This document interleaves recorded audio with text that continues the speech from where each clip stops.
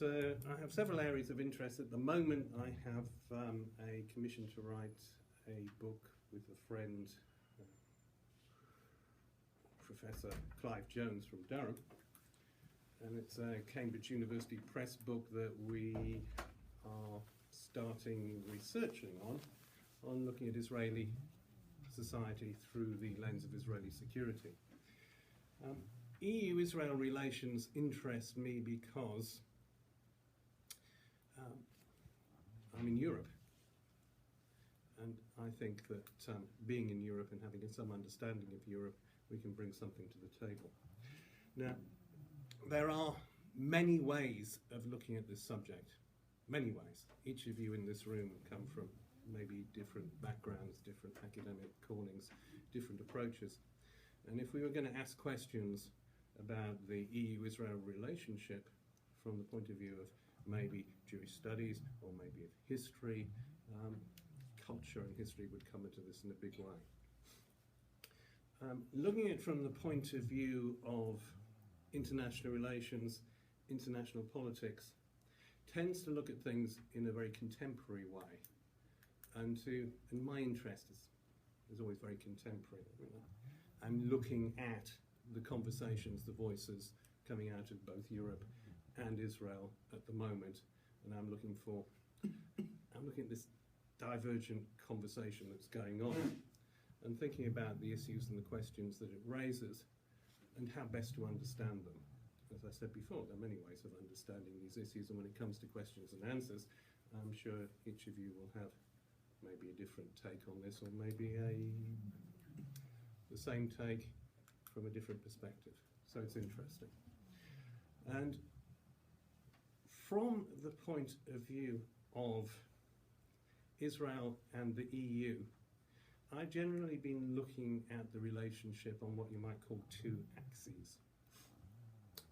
And one axis is the big questions of international politics and the engagement of Europe as an emerging, what we call in the trade, foreign policy actor. And it's only relatively recently, with the formation in 2010 of the European External Action Service and the appointment of a high representative of the External Action Service, that there's really been a focus on the application of EU foreign policy.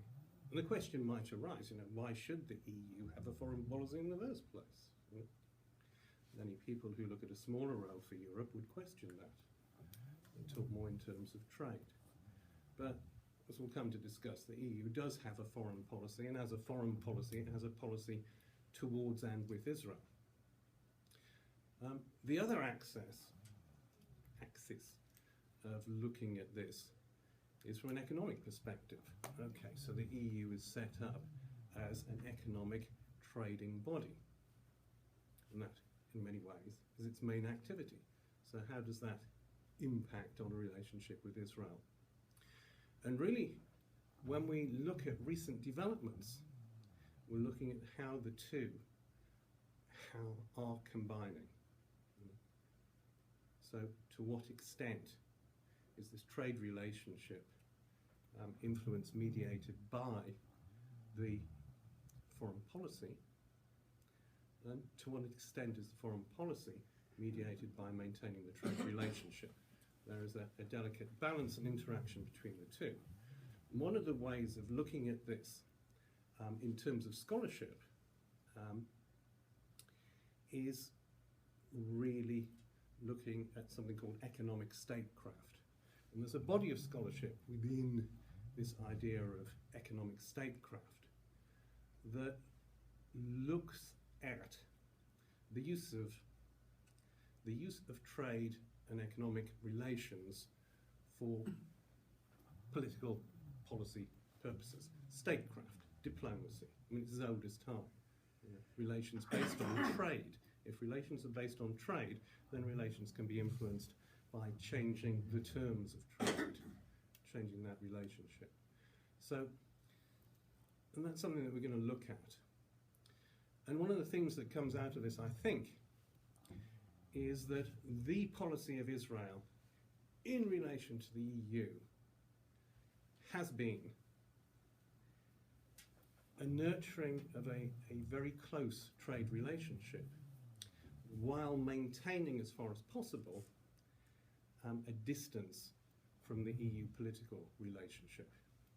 And that tension between engaging in EU politics, which has become increasingly, what should we say, tense, critical, whatever word you want to use, while maintaining the economic relationship, is a balance that is continuing at the moment. And it's and what's interesting me is actually have a look at that in greater detail. So I've got 4 slides that I put together on this. This is not going to be a long death by PowerPoint. The purpose of the PowerPoint to a large extent is to remind me what I was going to say if I'm not going to read this paper. So if we look at EU foreign policy, the emergence of EU foreign policy towards Israel, and the key date was the Venice Declaration in 1980, in which Europe signed up to 2 major points of principle, both of which, in the face of very, very, very, very active diplomatic opposition from Israel at the time. One of them was signing up to the 2-state solution, recognition of the policy value in the idea of the emergence of a Palestinian state. And the other at the time was the recognition of the PLO as an interlocutor, as a representative of the Palestinian people. Again, enormously against Israeli policy at the time. And this Venice Declaration in 1980, by many people who look at the relationship between the EU and Israel, is seen as a key moment of divergence in which Israel and Europe have gradually reached the point where they're speaking quite differently about the future. Then we got another key date would be the 91 Madrid conference, in which this policy value is then, to use a appalling word, actualized, which is a strategy has evolved, a place for Europe in bringing about change within the Middle East. It's the formation of the Quartet. What do we know about the Quartet? When we think about the Quartet, we think about Tony Blair. Tony Blair, representative of the Quartet. Tony Blair, taking a floor in the American colony, living in Jerusalem, going the rounds of various conversations, largely being frozen out, but there you go. So the Quartet is the EU, the UN, the US and Russia, bringing at that time, following the first Gulf War, this Bush idea that something was going to change in the Middle East and everybody's going to get together and bring it about. We're going to expand the conversation. So we'd have a role for the EU, have a role for Russia, and have a representative. Quito de Boer, taken over, not quite as memorable as Tony Blair, you might say. Very much currently searching for a role in negotiations in a 2-state solution, peace negotiations at the moment, and being kept very much at a distance by the current Israeli administration. So the EU is constantly coming out with declarations of its policy towards the Middle East. Why? Why?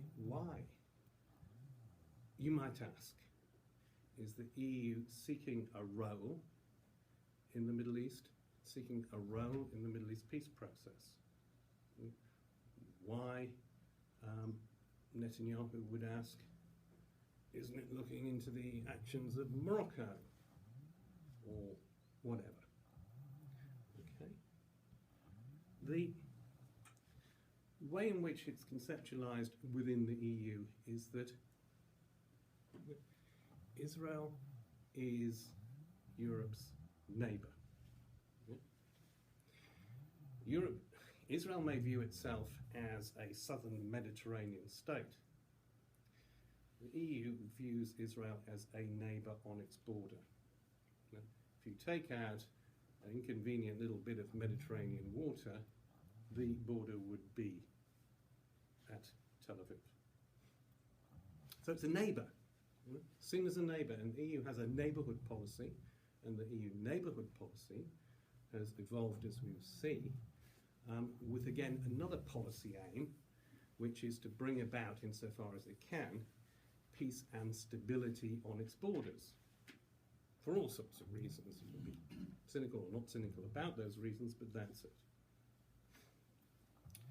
And in 2010, you have the evolution, as I said before, of the European External Action Service, a European Foreign and Commonwealth Office, if we see it in British terms. What's surprising is it doesn't arrive till 2010, currently led by Mogherini, who was in Israel a couple of weeks ago. Okay. So, if we were to look at this, maybe let's lose that for the moment. If we were to look at these policy objectives from a European perspective, of bringing about a two-state solution, peace in the Middle East, a Palestinian state, and think about what that actually means in practice. The overwhelming position shared, and the very few things shared among the members of the EU, is that a two-state solution, however it's eventually going to look, is a good thing, which means anything that gets in the way of bringing about a two-state solution is a bad thing, which means that the EU is in opposition to Israeli policies that are understood by the 28 members of the community as being a major impediment on this road to a two-state solution.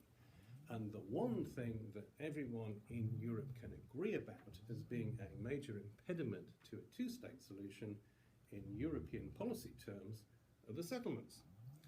So the whole of this policy approach gradually narrows down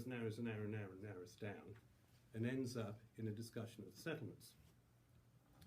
So a little while ago, I went to see the organisation called the European Friends of Israel. The guy who runs the European Friends of Israel is an organisation that seeks to bring about a caucus within the European Parliament behind some sort of positive approach to Israel. Yeah. What they tell me was that, we get people together and we say, we can introduce you to technology that will reduce your water consumption by 80%. We've got that technology in Israel. Come and discuss it. Let's all gather around a green initiative. Launch a green week, a green initiative, and so on and so forth. But at the end of the day, what he's telling me, it's perfect, the same thing as he's telling the Israeli government, is that the only thing that people, members of the European Parliament in connection with Israel want to discuss, want to discuss are settlements. Now, you guys may find that a good or bad or uncomfortable thing, but the nature of the discussion, all of these policy objectives, to a large extent, are focused within the EU on the issue of settlements. Now, so, the question is, to what extent does this disagreement between the EU on the nature of the settlement project, whichever way you want to put it, disagreement between the EU and the current Israeli government, because that's what we're talking about, the Netanyahu administration. Now, how is this actually playing out in terms of action? Okay. So, which is why I think we can have a helpful look at this through the idea of economic statecraft. Foreign policy through economic statecraft. Economic statecraft is about positive and negative inducements. It's about carrots and sticks, if you want to dumb it down to that extent. Positive inducements, negative inducements. Okay? So let's think about the opportunities that the EU and indeed Israel has for economic statecraft. It's not a one-way street. No. Israel is exporting to the EU enormously valuable technology in terms of cutting-edge technologies. We all know about high-tech, biotech, arms trade, and research. You know, there's no one else really up there at the same sort of level outside the EU that is engaging with the EU in that sort of way. The volume of trade. Let's think about the volume of trade. 37 billion euros. Is that a lot? How do we know? What do we know about volumes of trade? It's, in 2014, it was approximately a third of Israel's trade with the outside world. Forget about the US being Israel's major trading partner. No way. The EU is Israel's major trading partner. By far. So it is important. And when some voices in Israel talk about, well, we'll pivot to the east, we'll develop our relationship with China, we'll develop our relationship with India, what about Greece, so on and so forth, absolutely peripheral. You know, this is an enormous trading relationship. It dates back a long way. You know, the early research, Ben-Gurion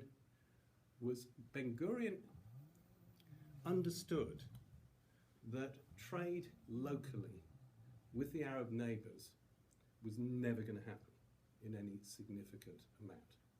So who was Israel going to trade with? And with the emergence of the EU, you know, if Israel wasn't going to trade with the EU, who was Israel going to trade with? So it was a very, very high priority from a very early stage of the creation of the EU that there would be a relationship between Israel and the EU. And the push for it came very, very strongly from the Israeli side. And you know, the big date, there were previous agreements, but the big date is the 1975 cooperation agreement. You know, people are saying now, what would the relationship be between the UK and the EU were the UK to leave? Well, Israel's got an amazing relationship with the EU. But that's a whole other issue. So in 1994, there was something called the Essen Declaration. The Essen Declaration was important because in 1994, it was the high point of Israeli diplomacy. And to quote from the Essen Declaration, it declared that, quote, Israel, on account of its high level of economic development, should enjoy special status in its relations with the EU. On account of its high level of economic development. You know, that's the bottom line. Are we talking about Holocaust guilt? Are we talking about the cultural relationship between Israel and Europe? Well, you know, maybe there's that in it, but certainly if you're looking at the texts, it's the high level of economic development. That's 1994. Don't forget, this is the time of the Oslo Accords and optimism and so on and so forth. So there is this coincidence of people speaking the same language. And with the development of the EU neighbourhood policy, which enables the extension of trade relations on the borders of the EU with its neighbours, there is a very intense action plan that's organised in 2005, in which the idea is that Israel would get closer and closer to the EU in terms of all of its regulatory framework. So there would be this harmonisation. We talk about harmonisation within the EU. You know, we've got to do things. We've got to have different shaped sausages or whatever the rumour goes in the UK. Yeah? Same with Israel. If it wants to trade, there's a harmonisation process. And move on to 2013, 2014, while all sorts of negative things are going on that we're going to come to. 2013, 2014, literally dozens of agreements are reached between Israel and the EU, from regulation of pharmaceutics to open skies agreement for aeroplanes, the lot. You know, it runs into, there are about 40 agreements. I don't have the exact number off the top of my head. It's in this paper if we want to read it, but we're not. You know, massive move forward. It sort of goes on a little bit underneath the radar. So what you've got on this positive, on the positive carrots and sticks thing, going through the carrots, is this really, really nurturing of a very, very close, very valuable relationship in trade terms. How far can you go with this? You know? These are inducements. Are they inducements? Nah, they're not inducements. They are a mutually profitable trading relationship that is good for Europe and good for Israel. But there are some elements of conditionality, of inducements. So you have, most notably, 2014 Kerry Initiative going on. Remember the Kerry Initiative? Falling apart. Now, what's the role of the EU in this? You've got Kerry there, you've got Palestinian Authority, and you've got Zippy Livni, everybody negotiating. Where's the EU in all of this? EU, in accordance with Israeli policy, is they've pretty much been excluded from the process, because you can't trust the EU with their various sympathies. But the EU shouts from the sidelines, says, in the event of an agreement being reached, we, the EU, offer you a special privileged partnership status. You don't have to be part of the EU to have really good relationships with the EU, it seems. Special privileged partnership. What does that mean? Now, you know, it's going to be very nice. Sun's always going to shine, everyone's going to be happy. No, what it is, it's something akin to the Norwegian alternative. The idea that Israel will be another Norway and there'll be this sort of enormously close arrangement, far above anything else for non-members that the EU has ever seen. So, yeah, that's not happening anytime soon. If we read the Israeli press, if we look at the statements from the Israeli coalition, we don't get this picture. We don't get this context. We don't get this trajectory of an ever closer relationship. What we get are what you might call the negatives. Because the EU's got this policy, and as Israel is perceived to be acting contrary to the list of policies that we've just been through, the questions being asked around Europe are, why isn't the EU being tougher with Israel? Forget about the questions to ask in here. That's the overriding question. And at the end of a sort of grueling interview that I was having with one of the senior representatives of the European Action Service, when was that? About 18 months ago. Bottom line from him was that there is no consensus. And remember, the EU moves by way of consensus. 28 member states consensus. There is no consensus in the EU for sanctions against Israel, quote unquote. So when the Palestinian representatives go and talk to the External Action Service, that's what they get. The other narrative coming from the Israeli side of things is, why are you acting so tough against us? Totally different narrative. And there, and what do they point to? What have been the negatives, the sticks in this economic statecraft? The carrots and the sticks. There have been the carrot and the sticks in this incredibly close-knit relationship. Well, things started to get a bit rough in the relationship in 2009, in the aftermath, if we're going to look at recent past, in the aftermath of Kastlad in Gaza, in which the talk was all about freezing the upgrade. Freezing the upgrade was the 2005 action plan, which was supposed to be being negotiated and upgraded, so there would be all these treaties and agreements we've been talking about.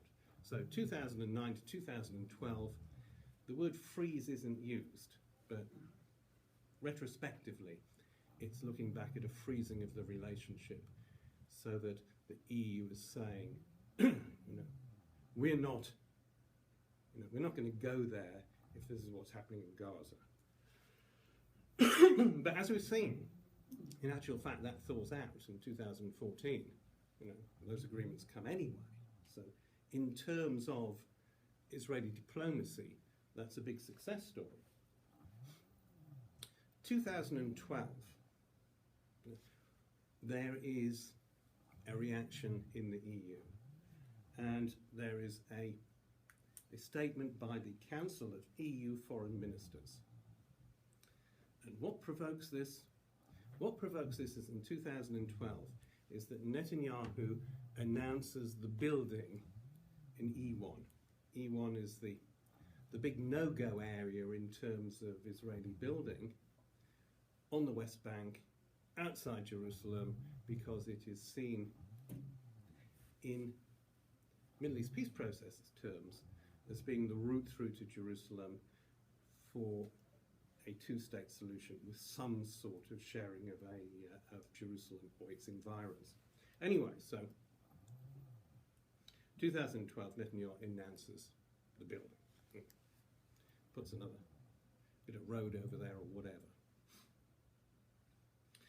And the EU foreign ministers issue a policy statement. And it is this policy statement that is driving everything at the moment. And the policy statement, in approximate terms, says that we don't want EU money going to the settlements. Because of all of this, the two-state solution, settlements, impediment to progress, building an E1, so on and so forth. What we say, and this is quite a creative approach, because it doesn't require any change in legislation or anything like that. What it says is, they say that all agreements between the EU and Israel, going right back to the association agreement, are with the territory of the State of Israel. All agreements are with the territory of the State of Israel. And it is decided in the European Court, in the case of Britta, that the territory of the State of Israel is the territory of the State of Israel within its internationally recognised borders. Whatever discussion is going on in Israel, between Israel and the land of Israel, and biblical Israel, Israel across the Green Line, and Israel behind the wall, and Israel with an occupation, and Israel without an occupation. As far as international law is concerned, European Court of Justice, the European Court of Justice. The territory of the State of Israel is the territory of the State of Israel within internationally recognised borders. Ha-ha! So what does that mean? It means that the Council of Foreign Ministers, without making any changes to anything whatsoever, and without having to have a great policy move forward and a great, get this convoy turning, it simply says that by applying international law, which is what we do, we're Europeans, applying international law, we need to make sure that all of our agreements are with the territory of the State of Israel, within its internationally recognised borders, within the Green Line, which by definition then means not with the Golan, East Jerusalem, and most importantly the West Bank. Okay. So that comes out. What then happens is that these guidelines are then interpreted. Bear with me for a minute, because the detail is actually important. I won't go into too much detail, but the detail is important, because it's this detail that produces what it is that everybody's now shouting about. So the first thing it does is that the Commission, and I just flag up here, within Israeli understandings of the EU, there's always a distinction made between the foreign ministers and the representatives of government on one hand that Israel can actually have a conversation with, and those anti-Israel, if not anti-Semitic apparatchiks who are running the directorates and the Commission, the administrators. Okay, so this statement by the foreign ministers is then applied by the administrators of the Commission. The first thing that happens is that Horizon 2020. Horizon 2020 was a very big thing. Horizon 2020 is the research, big research project in which Israel is a major player, probably the most important player, coordinating with Europe, outside Europe. And previously, this is the second agreement. First agreement, fine, no restrictions. Second agreement, Horizon 2020, says that we need guidelines for signing this agreement. So the guidelines come out of the Commission, and the guidelines are on the eligibility of Israeli entities. The full title is something to the words of the effect of operating beyond Israel, on the West Bank, and so on and so forth. Bottom line is, nobody based there or researching there can be included in the agreement with the EU. So, who's on the West Bank?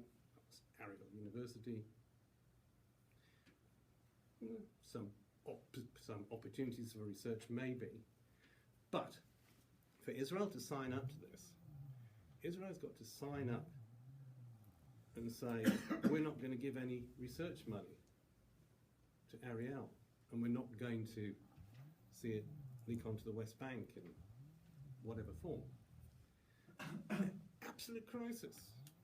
Cabinet meeting. Netanyahu calls a cabinet meeting, major security cabinet meeting. What are we going to do about this? They're going to sign it? We're not going to sign it. Major voices, as you might expect, say, what do we need them for? We don't need that 20 billion or whatever it is. Let's research with the Chinese. Massive lobbying by the Israeli academic institutions. What's going to happen here? If we don't sign it, all these technological and whatever research projects are down the tubes. And Israel signs it. Adds a little wording that says that we don't agree with any of this, but we'll sign it. We don't agree that we have to do it in this way, but we'll sign it. And we'll go along with sign it, so we sign it. So, okay. Next thing that happens, 2014, those guys in the Commission again. If the agreements are only with Israel proper, and our agreement for the import of dairy products requires a veterinary certification, and the veterinary certification is issued by the Agriculture Ministry in Israel in respect of production in settlements on the West Bank.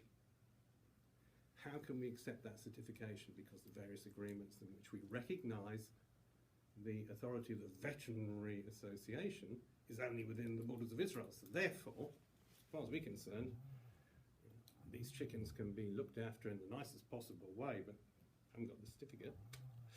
Sorry, can't import them. It's not just a question of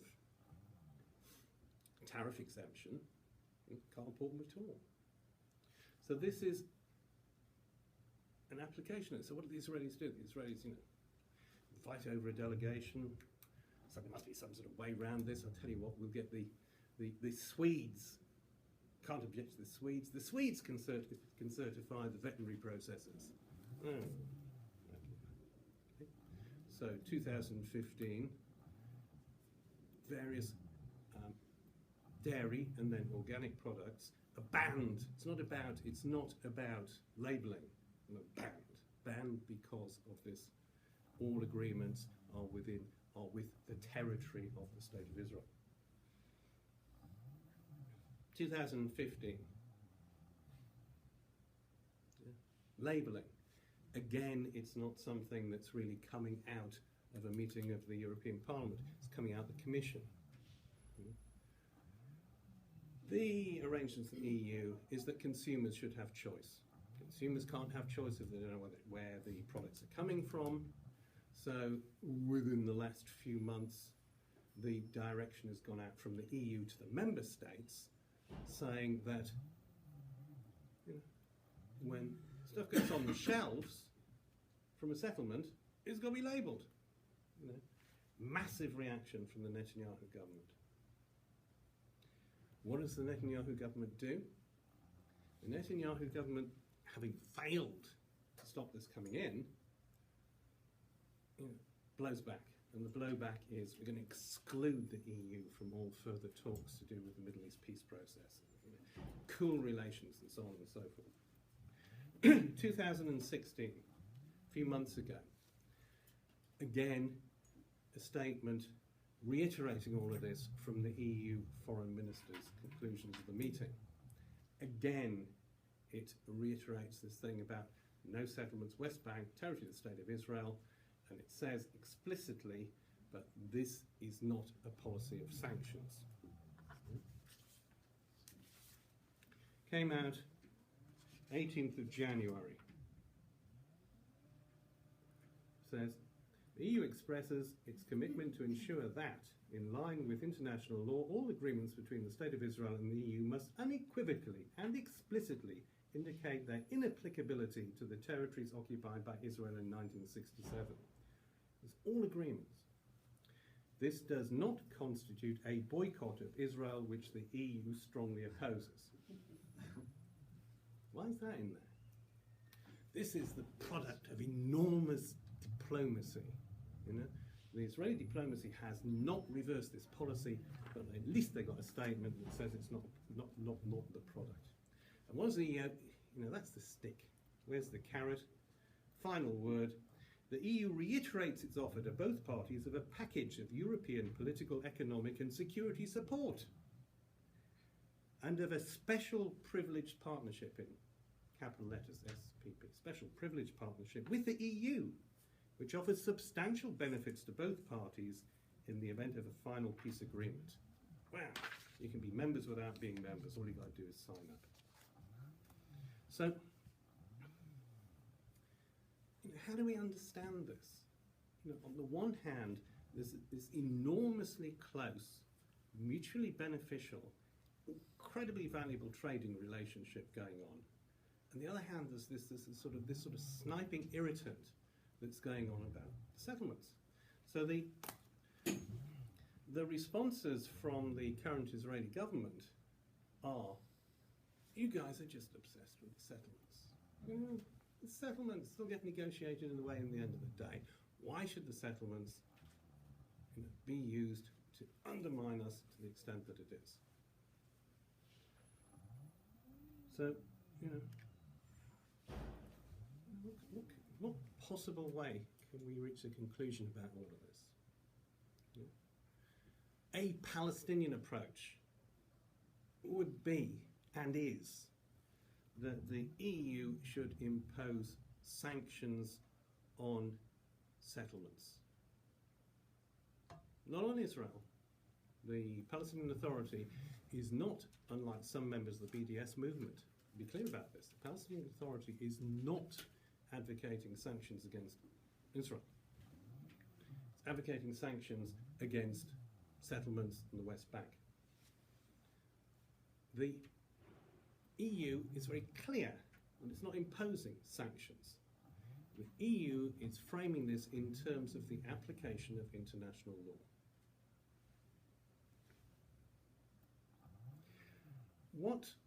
The word that is coming out at the moment, or the phrase, is a policy of differentiation.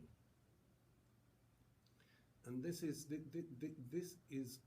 way in which it's being looked at among many practitioners in Europe at the moment. A policy of differentiation.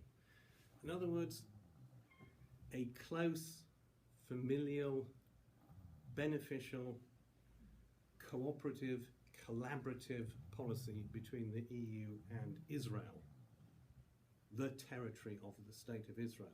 Israel within its 1967 borders. The Israel of memory. Israel of milk and honey and no difficulties in the West Bank. That's the differentiation. It's imagining, in my view, imagining an Israel that the EU would like to see, while holding itself separate from the contamination in EU terms of a relationship with the West Bank and the settlements. You know, what are Israel's diplomatic choices in all of this? Well, we'll reserve that for a discussion. What do we think of this? Is this sort of, shouldn't we be framing this in more historical terms? Is this European bias, prejudice, whatever? That's another discussion. But purely from the point of view of the sort of international politics framing of it, that's the framework I've been working with at the moment. And I'd certainly be interested in your views, because there are different ways of looking at this, and whether or not you see any value in this. But the detail of this is quite useful to inform. Thanks.